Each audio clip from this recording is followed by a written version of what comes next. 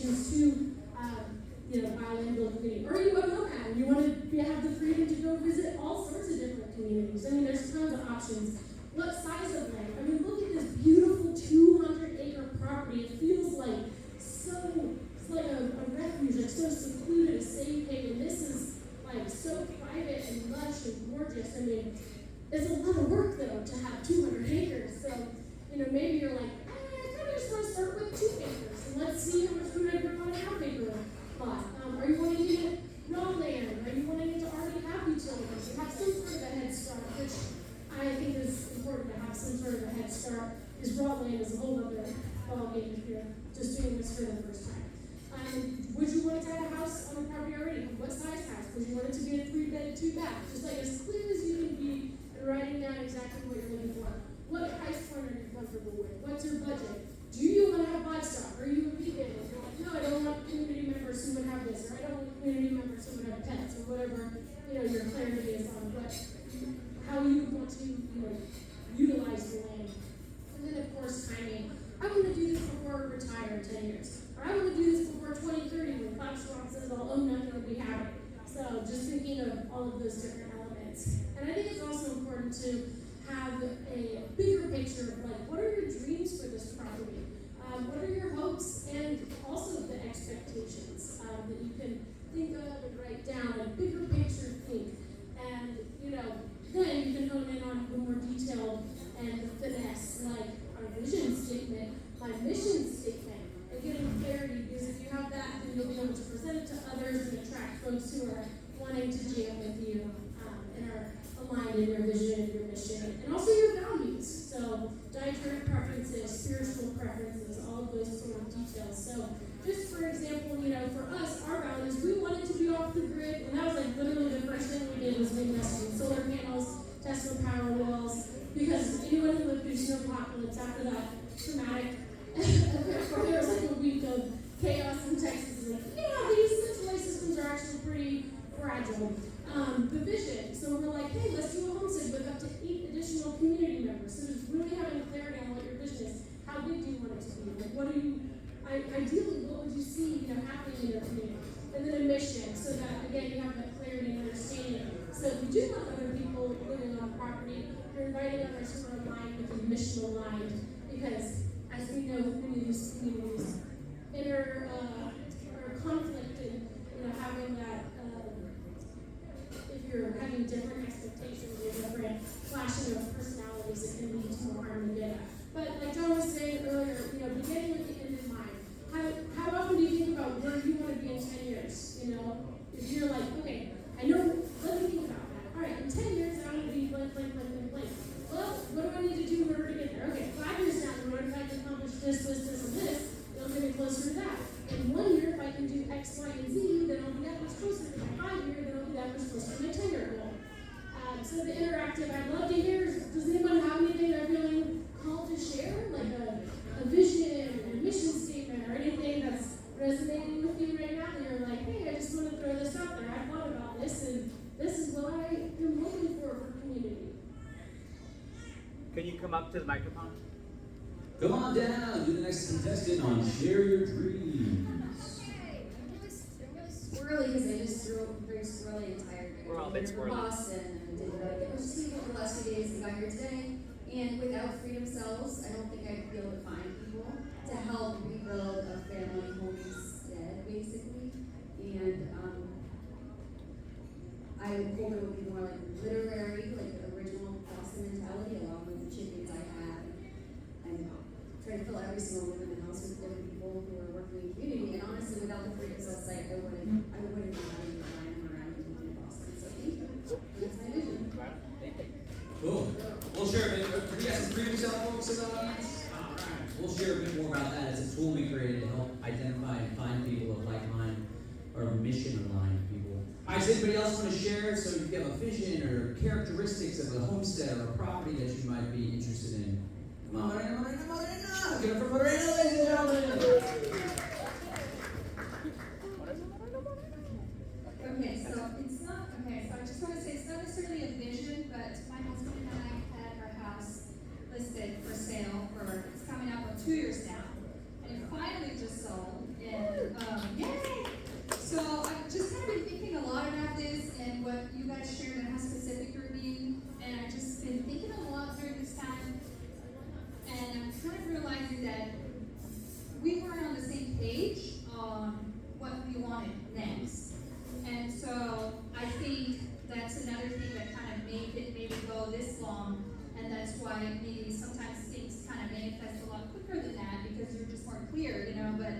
was just interesting to come to this realization, like, oh my gosh, we don't even want the same thing. So the universe is like, you're stuck until you figure it out.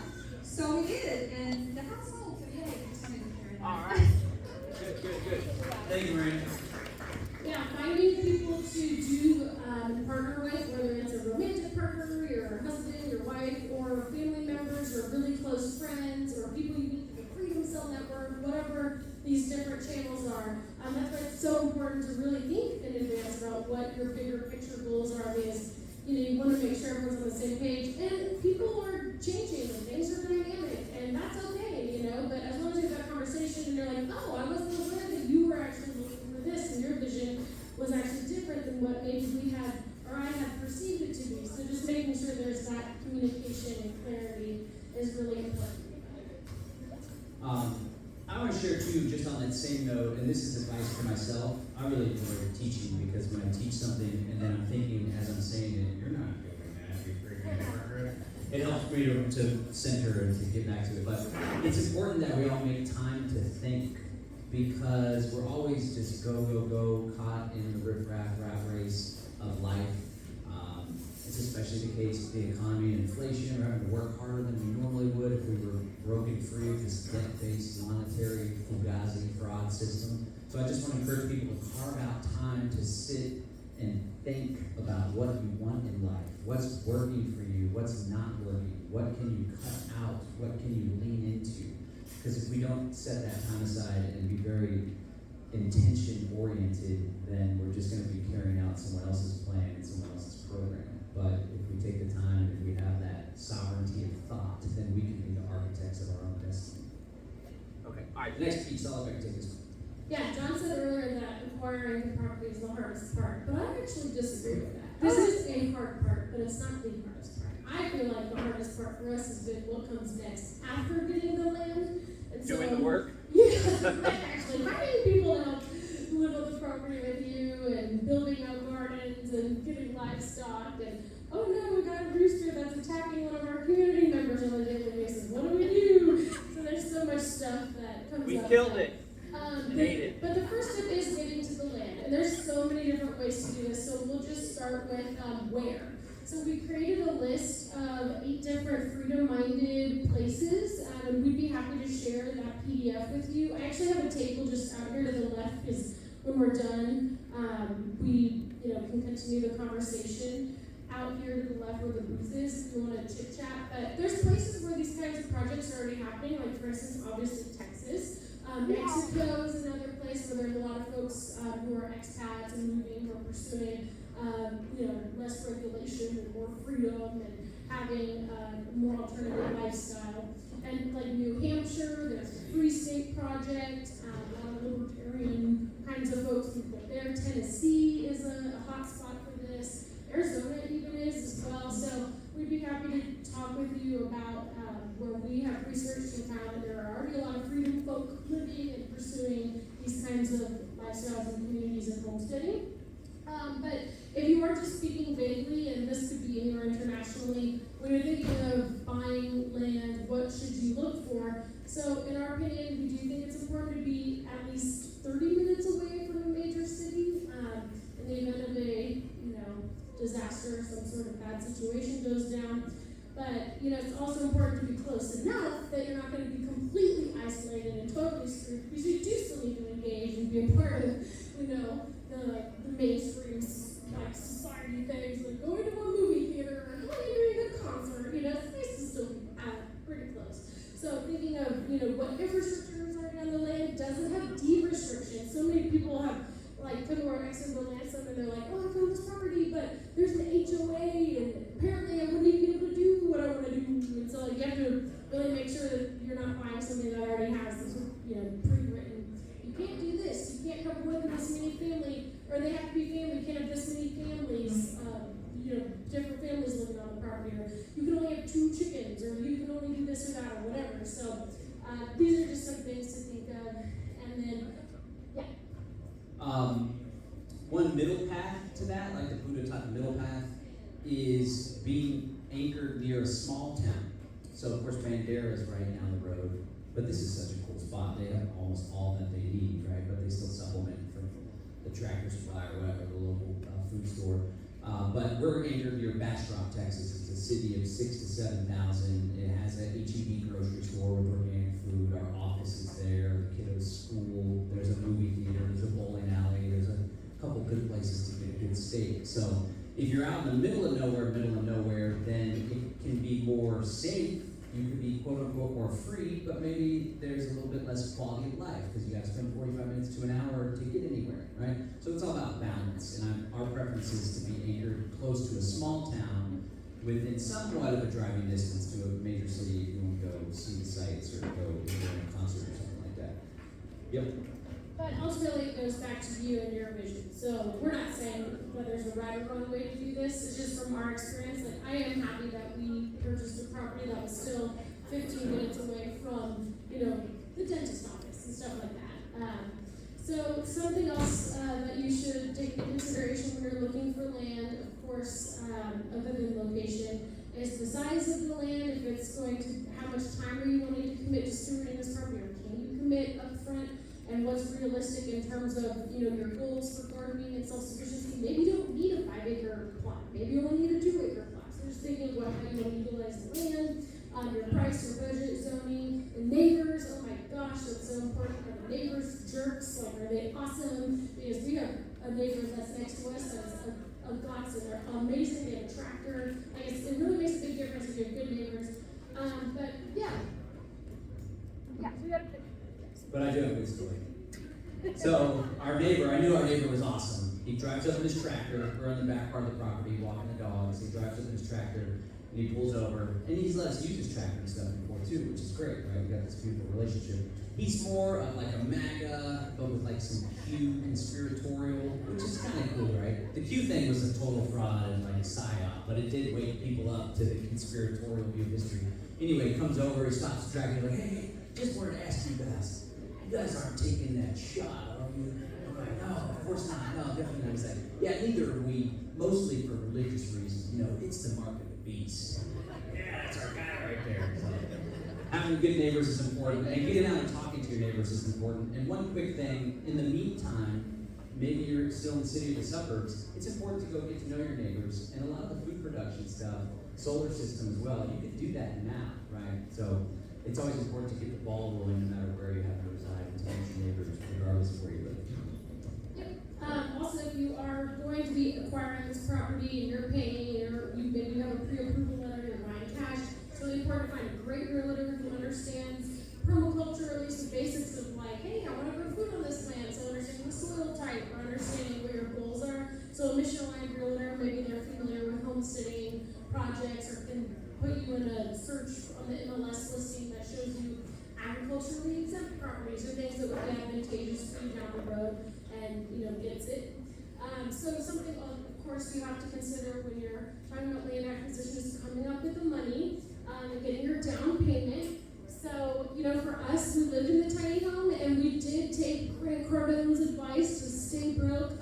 Because I was working at the tiny home community, our living was covered through my compensation with the company. So we were able to have $0 living expense and stack up so much for our down payment, which I know that maybe isn't in reach for everyone if you're not like a leasing agent or working at a property management role or whatever. But finding something that can help you to cut your living expenses or slash your living expenses, because I think the average American is spending 35% of their income, or almost 40% on their rent. It's crazy. So if you can just find a creative solution, or find a person to rent a house with and cut those living expenses, whatever you have to do to stay broke, to save. I mean, for us, here's kind of what we did. So we moved into our tiny home. We were driving old cars. When John and I first started dating, he was driving a beat up minivan. The air conditioning didn't work, and the doors would slide open while you're driving and stuff. I don't know.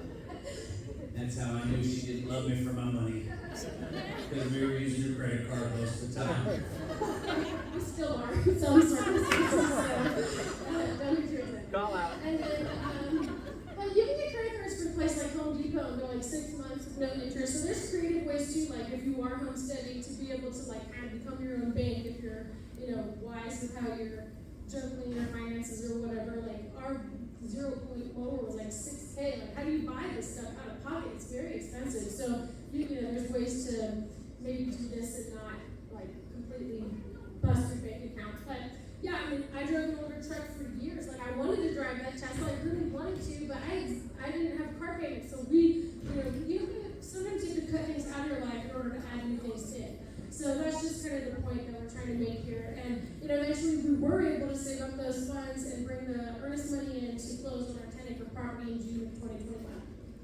So that's how we did it. And if you kind of think clever or like creatively, there's other ways as well. But down payments can be if you have like a veteran land loan, or there's veteran loans that you can qualify for if you're a vet. There's first-time home buyer loans, so you can be like 5%, 3%, 3.5%, or whatever. Like raw land loan, maybe 20% down. So people are like, woo, let's not do raw land. Let's get land that already has a house on it because of the lower down payment. So you can talk with loan officers if you have to do financing, but we'll just breeze through this because you can also get creative. So if you're like, I don't want to use the banks are evil, that's fine. There's other ways to do this too. So there's seller financing. Some landowners will actually become the bank to you, and you can actually pay them over time in order to buy the property and not even have to use a bank. So there's owner finance, seller finance, owner carry.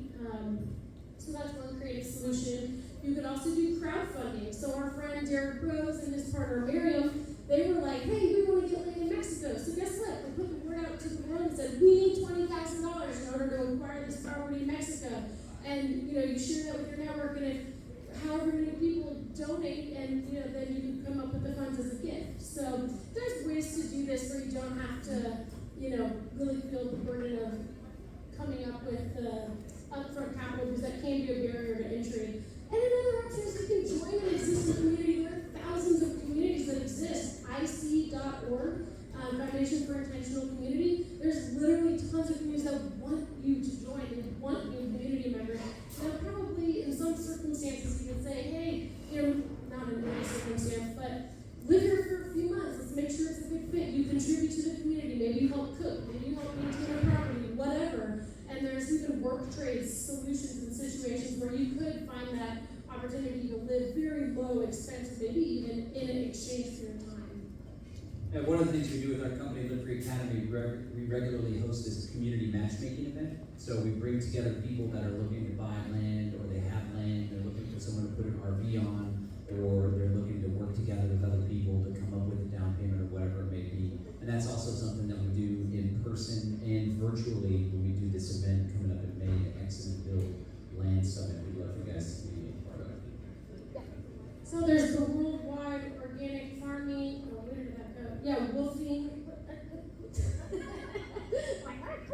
Okay.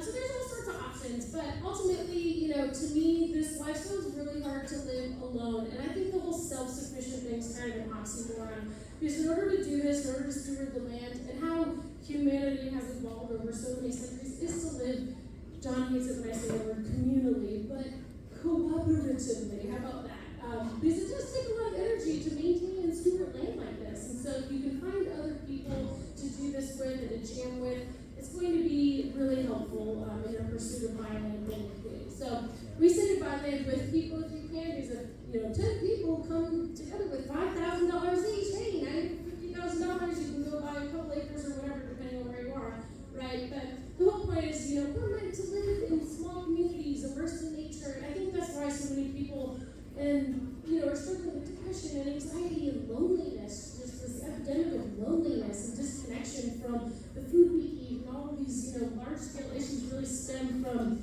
individual decisions that we can make. And so here's how we would suggest, first of all, finding a legal structure that will protect you, okay? Because a lot of people can go in and buy land together and get totally screwed out of their money. So you have to really protect yourself, and there's so many different options. A very popular option actually in the intentional community world, or living communally, is co-housing, because you can still have your own standalone, house or your own private place, but then there's shared spaces. There's also housing cooperatives. There's we have our ranch, our 10-acre ranch is an LLC, so all of the little RV lots that we have for their camping, they pay their monthly rent. It goes toward this LLC, and that's what we use to pay for gardening projects and other projects on the property. So just think of what works for you. Private membership associations are very popular right now. A lot of people are buzzing about that. So just take that into consideration. You want to protect yourself. So there's actually a great book called Creating a Life Together by Diana Leaf Christensen.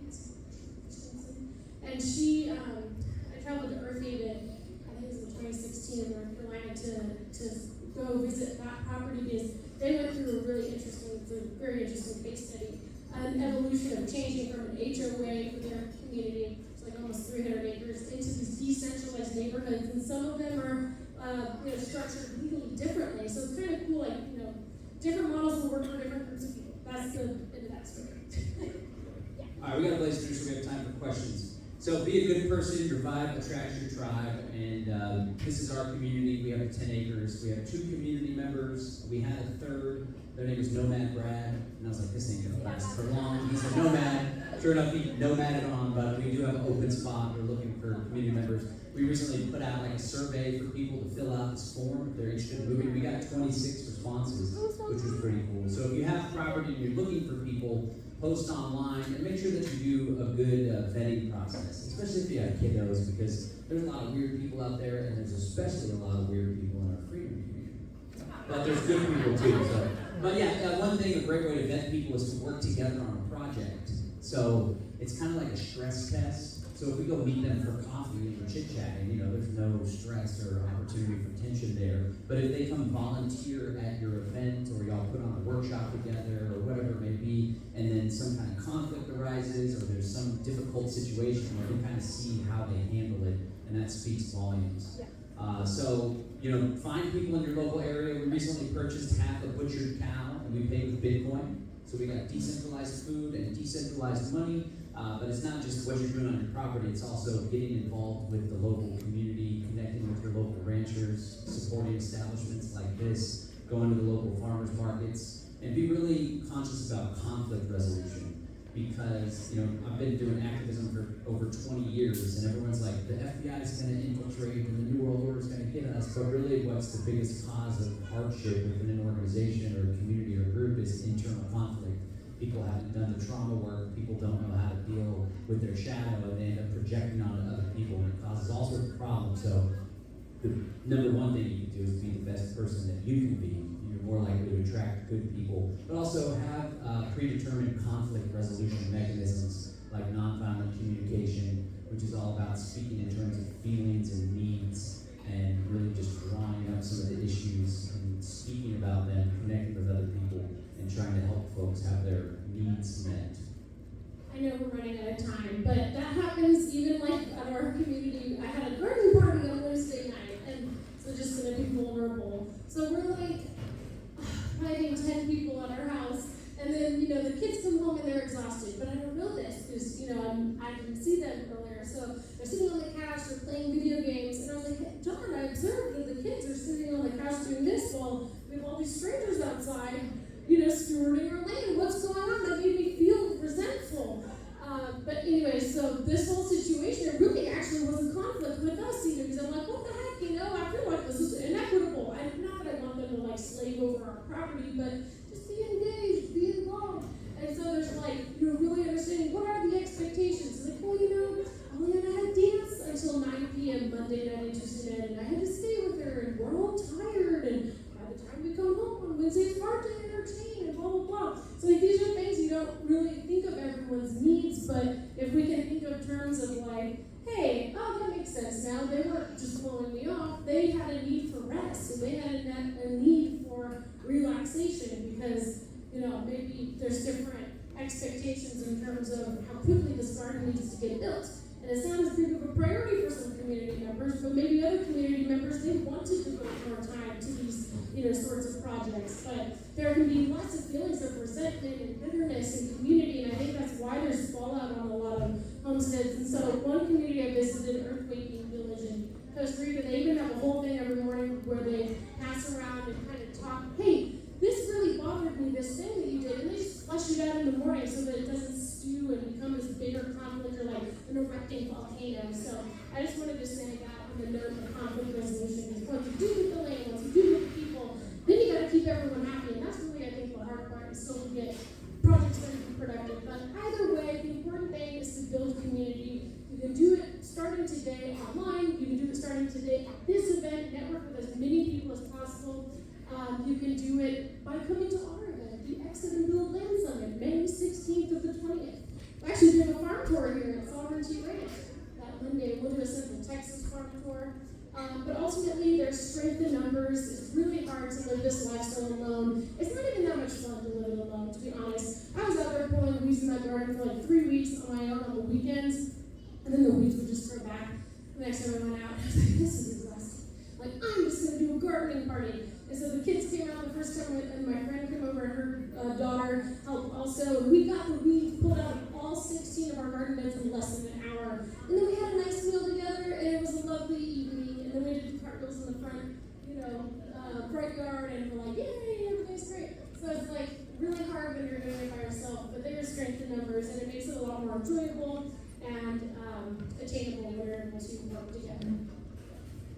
Damn right. So, I also want to encourage people to join the Freedom Cell Network. We created a community of over 40,000 people spread all across the globe. The website's freedomcells.org, cells like cells in the body, freedomcells.org. And it's just a bunch of really cool people that understand the problem, but more importantly, they're focused on solutions. Growing food, getting kids together, working together, trading amongst ourselves, hiring one another. So if you're somebody that is new to this game, or you're like, wow, look at all these people that think like I do, I thought I was all alone, there may be people in your local area, maybe even in your neighborhood that you can connect with, part of the Freedom Cell Network. So the final piece is to take massive action. We just like to throw this out there to encourage people to push. If you truly want this, if you make that decision, it's going to take a lot of work. If you're aware of that ahead of time, you won't get beat up, you won't get overwhelmed. And when it comes to like putting the money together, making this happen, people work a 9 to 5. There's still plenty of other time on the weekends and the evenings to get stuff done. So if you truly, truly want this, in order to really make it happen, you're going to have to take massive action.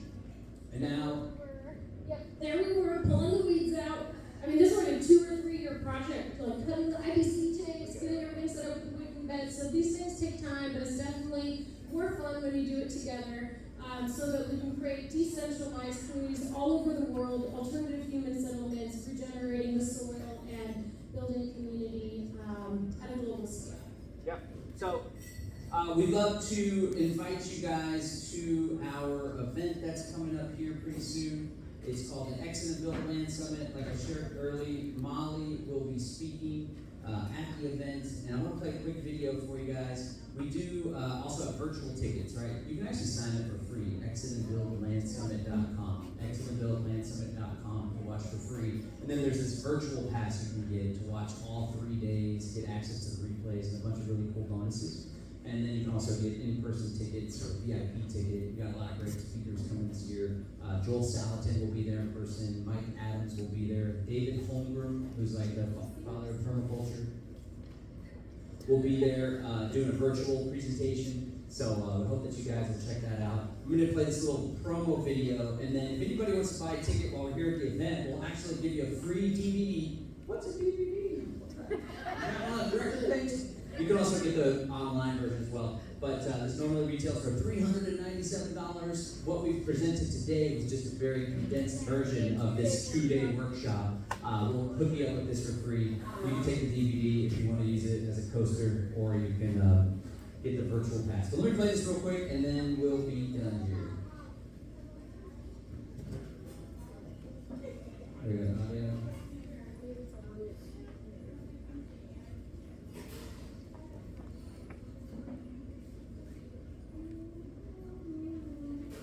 Exit the cities. Buy land, build community in the country. This May. Buy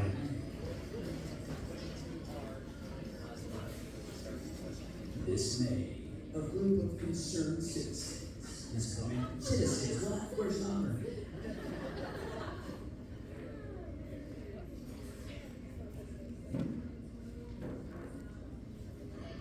the entire system.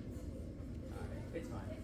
All right, yeah, so come on found out the event, it's going down, it's all about everything we talked about here today, and it's really oriented towards empowering people, connecting people, networking.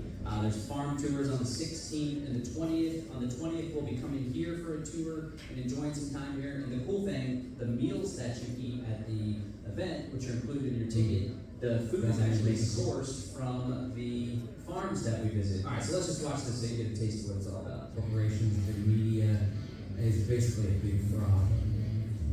Here we go. The entire system, government, mega corporations, the media is basically a big fraud.